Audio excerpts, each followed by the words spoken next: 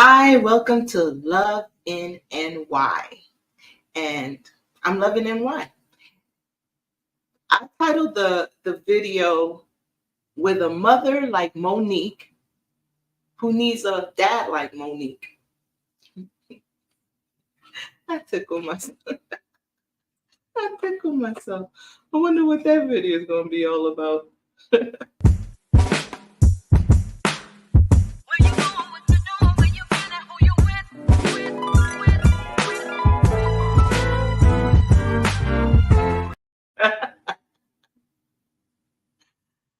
Ooh, Jesus. Or as Shalon would say, ooh, holy black Jesus. He isn't say the holy, but anyway, so recently Monique has been in the headlines for talking. That's what she's good for. Running her mouth, talking about Oprah, talking about Tyler Perry, speaking about Hollywood. And my question always is, because I don't get caught up in it, I don't really know the story fully. I just listen to the commentaries around YouTube. But my question is always this. If the location to your dreams is Hollywood, but the residents of Hollywood are all messed up. They're all selfish, self-centered, and all the things that they are. Why are you trying to build a house in that location? I'm just asking. Like, it takes a certain type of person to want to be in the midst of nonsense, right? A lot of people in Hollywood tend to be like that. Like, if the Oscars is only giving Oscars to white people and they barely give it to black people, why do you want the Oscar? Why do you want the Oscar? Why do you feel you should have the Oscar? Like, why don't you feel like the BET Awards is enough? This woman has spent 10 years of her life ranting about, I'm saying 10, correct me, 10, 15, however long she's been talking about Oprah and Tyler Perry, complaining about them, but yet trying her best to get back into the world that she says that they control. And if only they would give her an apology, she would be happy to get back into the world that they control. I don't understand. But that's what started all of this, right? So she got on the Shannon Sharpe podcast / show, and she did an interview where she slightly mentioned her son. That, to be honest, in all the years that I've heard the name Monique, I really haven't really been thinking about whether she had a son. I didn't even know she'd been married 3 times. I have no real, thoughts about Monique. But she pushed and she pushed and she pushed until she gave me reason to think about her. And that is because she spoke about her son. I didn't watch the interview, but her son came out and said, "Not today. You're going to stop talking about me. I don't want you talking about me. Like, if you're going to speak on me, speak. Tell the whole story. Don't just tell half the story." So her son's name is Shalon Watkins. I believe that's his name. And he's on TikTok, minding his business for the longest time, not getting a lot of views, kind of like me. He's just chilling, minding his business, not trying to get in the middle of the things that his mother has going on, not defending her, not backing her up, and not saying that she's wrong. He just sat back and let her do all the talking. But she was asked a question about the relationship that she had with him, and she proceeded to give a politically correct answer, which I must say, it wasn't wrong of her to give that answer, and it wasn't, and I'm not going to say it wasn't her fault that the question was asked. I mean, Shannon Sharpe does his homework, so I'm sure that he pulled this from other interviews that she's done as part of his research, getting to know the person that he's getting ready to interview. He found it interesting and asked the question. So, Shalon, that part was not her fault, but I understand, even still, she hasn't put a stop to people asking her that question, which I'm sure this is something that she can do. I'm sure that she can go to any interviewer that she's going to be interviewed by and say, these are the questions that you cannot ask me, because Shannon did not ask her if daddy was gay. So I'm sure that that's probably something that she said, look, don't ask me if my husband is gay. It made her upset when it was even insinuated that he was gay, and it's because she probably says, look, I don't play about my family. So when asked about the relationship, that the relationship issues and how they were playing out currently with her, she could have just left that alone and said, I don't really want to talk about it. That's just something that me and my son will have to work out, or find a way to work out in the future. She just kind of expounded on it, and lo and behold, Shalon was like, look, I'm not going to let you answer that question anymore, because obviously you can't speak my side of the story. You just keep talking about this working out and working out. We're not working out because you're not trying.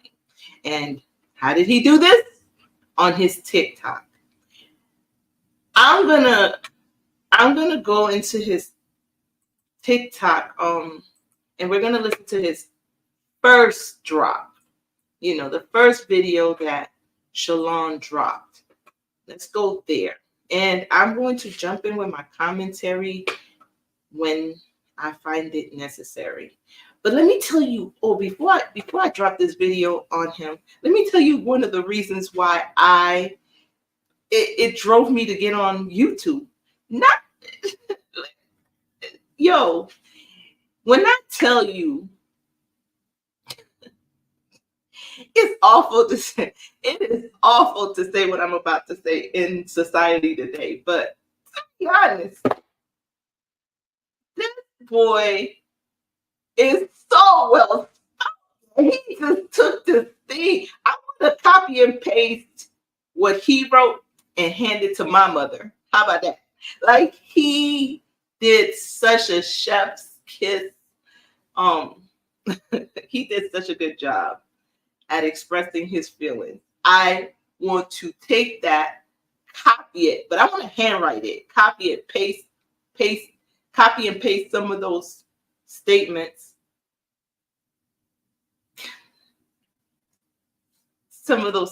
And forwarding it to my own mother. But nonetheless, let me go back to what I was doing. Shalon, you did that. You did that. I think this is what everyone is so impressed by.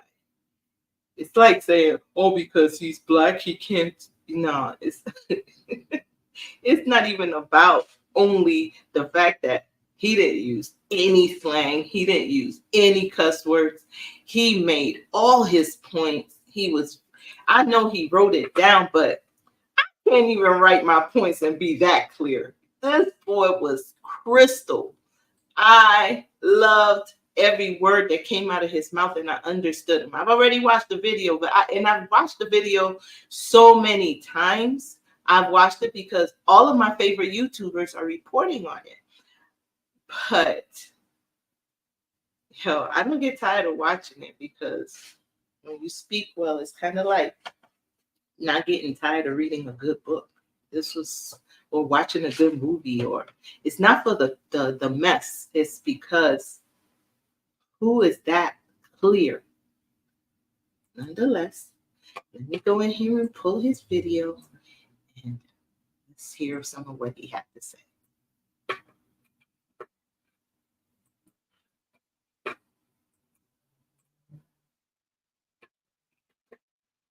Hi, I am Shalon. I am a stand-up comedian, Monique's oldest son. I guess I felt the need to make this video to just provide some context into this false narrative about her praying to the universe. I need to reconcile our relationship or whatever the hell it is. I wrote it all down so that way I don't go all over the place and get emotional or anything like that. So I'm gonna talk like I'm reading a script, but it's just gonna help me kind of stay together. It takes a certain kind of intelligence to know to write things down so that you don't get emotional, so that you don't go off the rails and start talking about unnecessary things. That was something that, as a mother, Monique should have said, thank you. Thank you. Because could you imagine if he hadn't have written it down? Every time he opened his mouth, he would have thought of something else she did. He would have brought that up, and he would have been bringing things up that had nothing to do with the fact that she said something about him. It would be like an eruption, a volcano eruption, I'm sure. So in this piece right here, Monique, you should thank your son. But to address the Club Shay Shay interview that she did, where she states that she prays to the universe in regards to reconciling our relationship, as I stated, is odd. My mother and I both know that that is a very false narrative, and I would like to free her of having to continue telling that lie. Faith without work is dead, and neither one of us cares to put forth any effort to reconcile with the other. We are separate, as she put it, because she doesn't care to be my mother any more than I care to be her son. Neither one of us has had the desire to reach out to the other in a very long time, and I don't think that either of us anticipates that feeling ever returning. That feeling may return. You guys are eternally bonded by the fact that she is your mother and you are her son. There's I have a similar situation happening with me, and there's never a time that, I mean, I go in and out. There years pass and I don't think about my mother, and then there are times when I'm concerned for her. I may long for what I would have wanted from a mother, and understanding that I only have one mother, I tend to reach back out to the person who has caused me pain.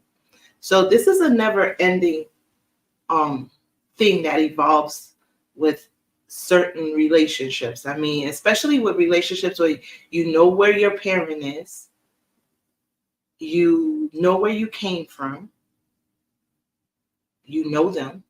And especially for him, it must be really, really hard because she's a celebrity. And so, whenever she makes a sound, he's bound to hear it. And then that triggers him all over again. Speaking with my mother directly, in my experience, will either lead to some odd newfound moment of clarity in regards to how she was as my mother, or she retreats back to daddy to move forward with the conversation. And I'm tired of hearing my mother's truths. Newsflash, I'm not sure if people know, but standing in your truth doesn't make you noble. I'm not sure if people are aware of that.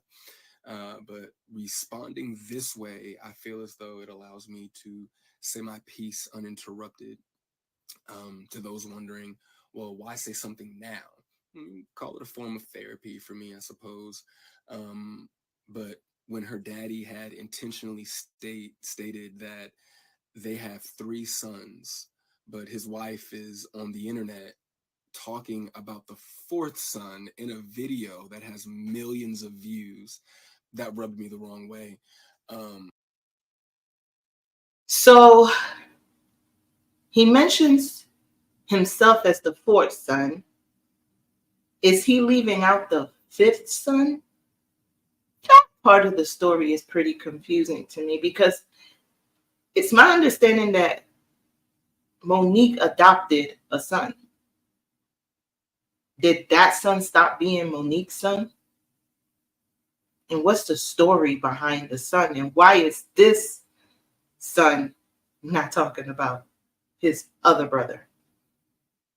I mean, when he's adding himself into the 3 + 1, what about plus the other one? I don't know. Just a question. But anyway, to inform a child that you are not interested in being a mother at a time when that kid is the only kid, that has the potential to lead a child to believe that you are not interested in them specifically. But to take it a step further, you also admit, my mother had also admitted to me that she didn't do the best job that she could do, um, which would also make one begin to question, all of your past decisions and prior emotional interactions.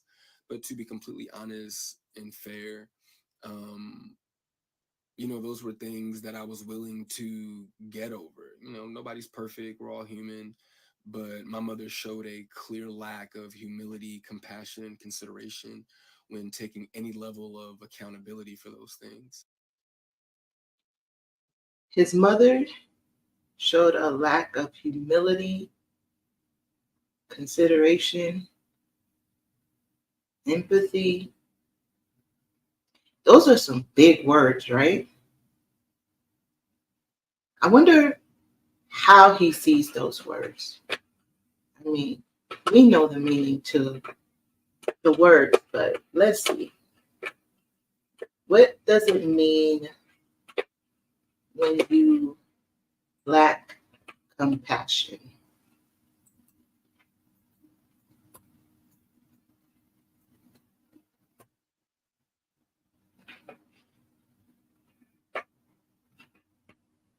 I am going to find out.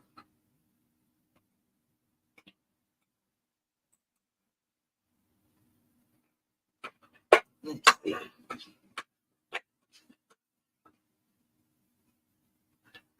Let's share this. Compassion. That's a that's a word. Let's see.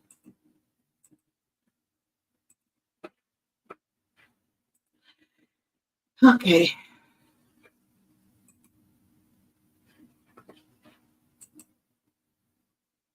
Compassion. It says here that compassion is when you relate to someone's situation and you want to help them. You see someone in trouble and you feel like pitching in. For example, you might help someone pick up their groceries if they drop their shopping basket on the floor. So, I don't want to, the reason I wanted to look up the word is not because we all know what compassion means, right? But because Shalon took the time to write out his statement. He chose his words very carefully. So we have to then listen to what he is valuing or what he is devaluing with the words that he uses, right? Compassion is one of the words. Let's go back and let's find another. Let's go back to what he was saying. He said compassion. Let's go back.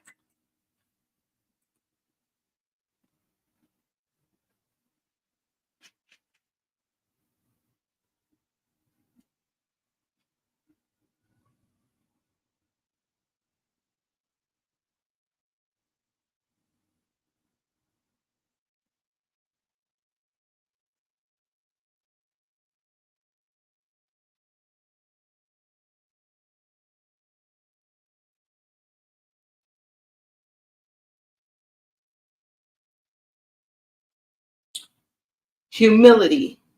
That is another word that he uses. I'm sorry. I wasn't sharing the screen at the time. Let's go.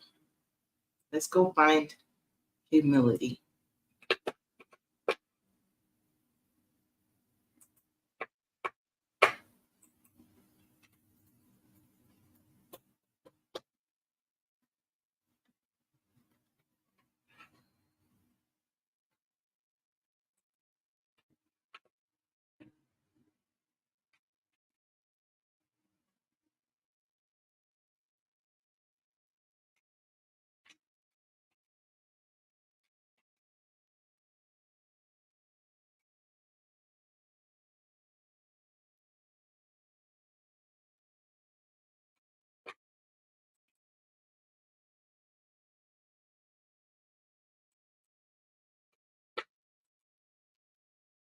So humility is a modest or low view of one's own importance or humbleness. So basically, here we could say that Shalon is saying that his mom, as he mentions in a later video, was conceited. She was full of herself. And she had no ability to come down off of her own high horse. Okay. I'm sorry. Words are beautiful when written well, right? Okay, so we're gonna do another one. Let's share screen and let's listen to Shalon some more.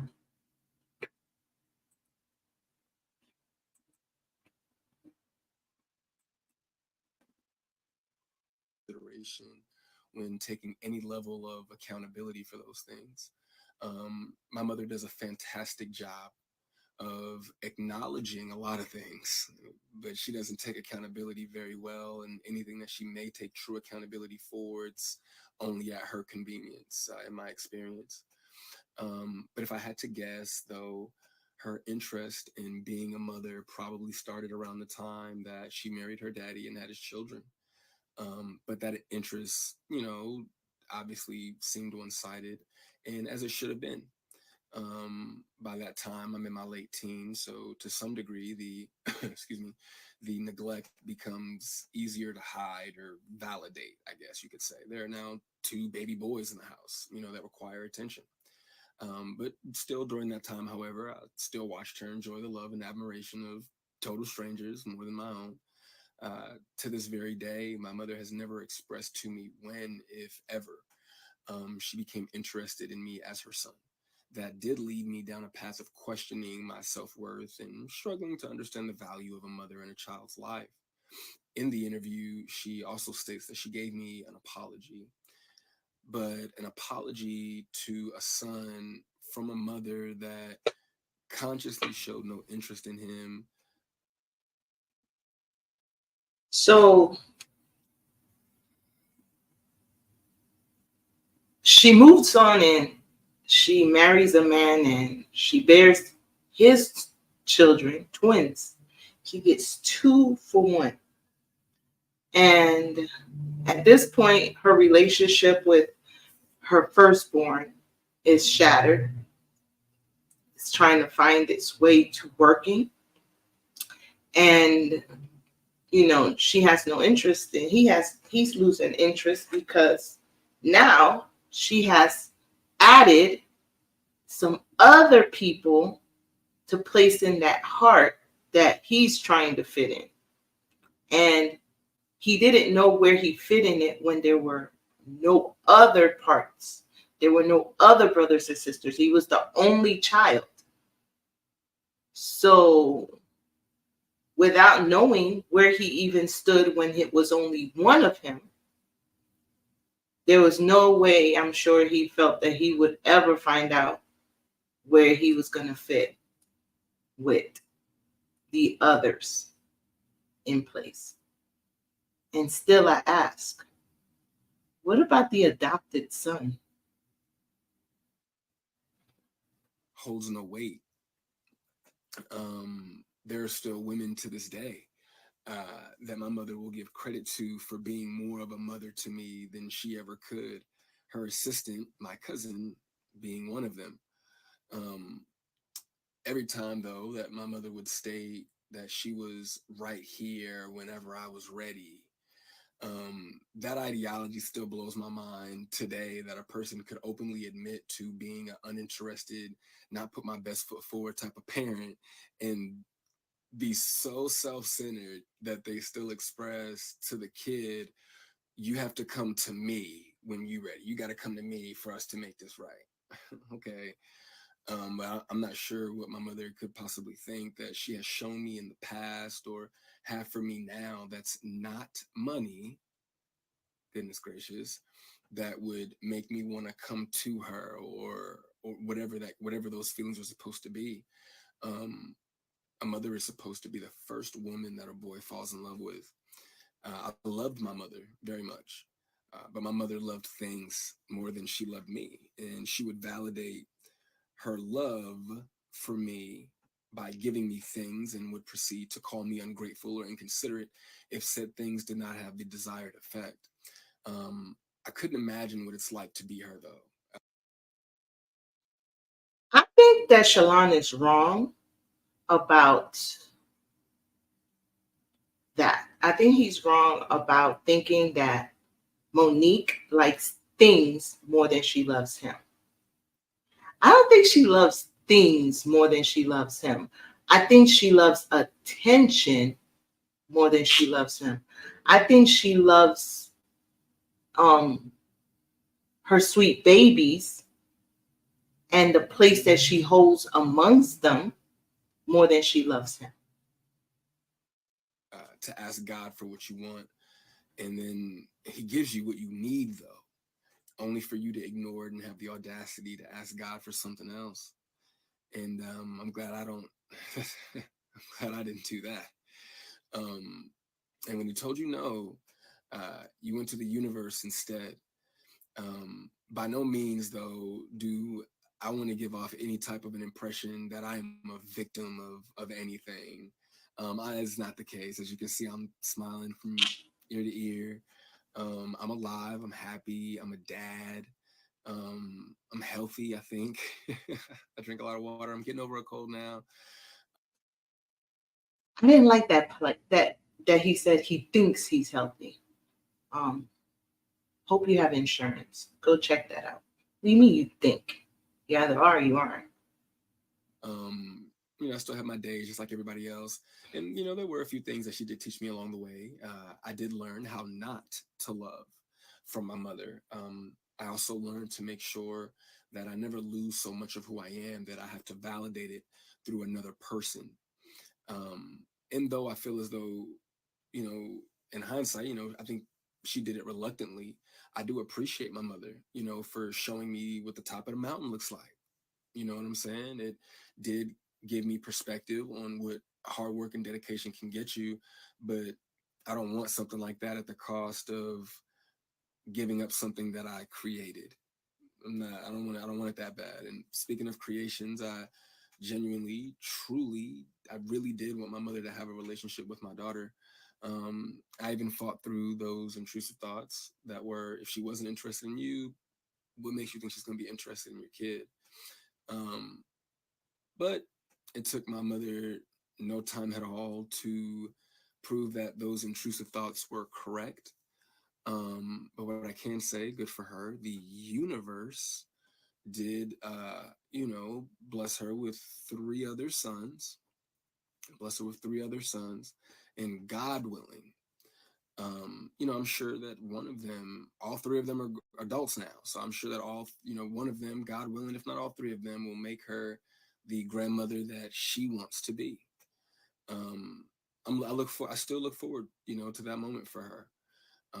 But overall, when it comes to the boys, though, I am happy that whenever they do hear me talk, Sorry, my phone did something weird. But whenever they hear me talk, they don't know what it is. They can't relate to what it is that I'm saying. My experience with my mother is not their experience with our mother. So my prayer for her and them is that they continue to see her the way that they see her now. I do also want to make sure that I say thank you to my mother for giving me life. Without that moment in time, I wouldn't have had my little one. But outside of that moment, there isn't anything that either of us has to offer the other. In my opinion, it's a waste of God's time and the universe's time for praying for something that you were not willing to put forth any effort to obtain. Putting the work into becoming Monique is more important to my mother than being my mother. And I do not believe that it was never about her being there and waiting for me, but it was supposed to be about me being there and waiting for her. Um, my mother's value had reached such a low point in my life that I no longer found it necessary to either want to wait for her or even go to her. But like I said, man, I'm super grateful that she has the opportunity to do it all over again. I'm happy for her. I hope the Cat Williams tour goes well, but the narrative that she prays for us to reconcile is a false narrative. It's not real, and I'd appreciate it if she stopped saying stuff like that.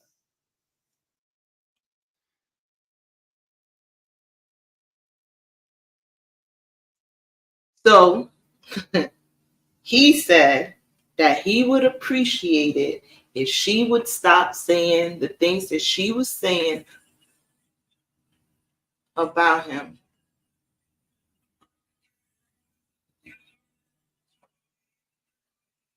He he wants her to stop talking about him, basically.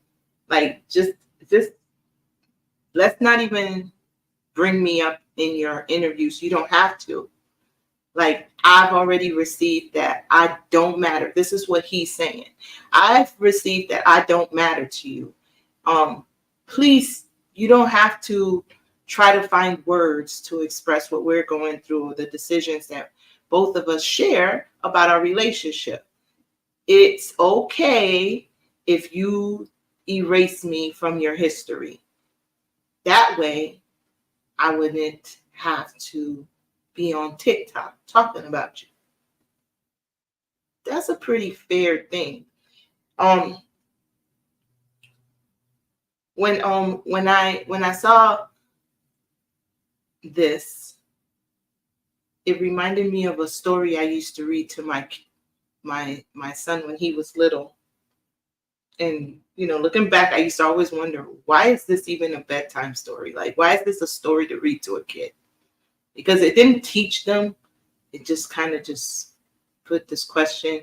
It was not like a teaching book, but anyway, share the experience with me real quick. I'm going to read like the first few lines from the book and use that.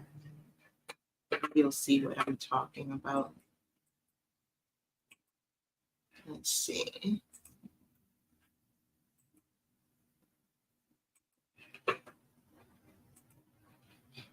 All right.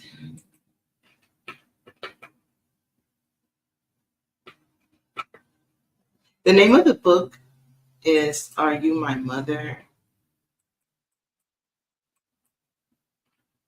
And I don't know, I remember it being part of the Cat in the Hat, Dr. Seuss. It was in the packet that I bought for my baby when he was well, he wasn't born yet. It was one of the packets that I bought, books to read to my child. Okay, so anyway, based on what he said, I think this book kind of explains what might have happened. A mother bird sat on her egg. The egg jumped.